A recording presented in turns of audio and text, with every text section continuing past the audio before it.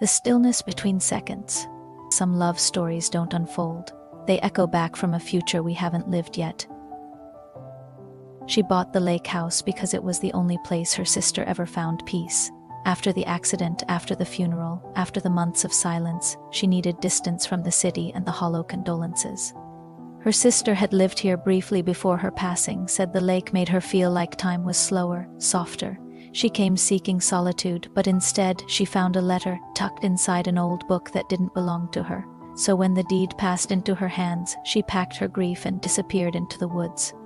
But when more letters appeared in drawers, behind loose panels, even inside a sealed box in the attic, her unease grew.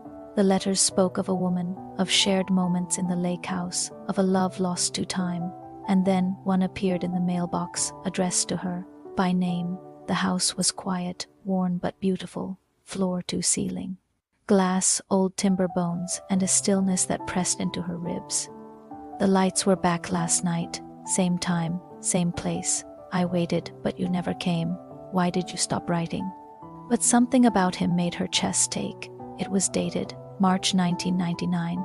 She laughed at first, probably a leftover from the previous owner. You finally came back, but you don't remember yet, do you? Check under the floorboard in the study. I left something for you. She tore open the floor and found a velvet-wrapped locket with a photo of her face, older, softer, next to a man she didn't recognize. Shaken, she wrote a reply. Who are you? How do you know me? She left it in the mailbox, half expecting nothing. But the next morning, her letter was gone, and a new one waited. You once told me that time is only real if love lives in it. We found each other here, and then you were gone. You told me not to follow, that something terrible would happen if I did. In the following letters, the story unraveled. They had somehow met across time, two people from different years, writing through the lake house mailbox. Their connection had once been real, until a moment fractured everything. She'd vanished, and he had spent years writing into silence. Then came a warning. Don't go near the lake on April 5th. That's the night I lost you. She searched records. No deaths, no missing persons. But on April 5th, something pulled her outside. The lake was still. And on the opposite shore, where no house stood anymore, she saw him, watching. She stepped toward the dock, heart thundering. The wood gave out beneath her.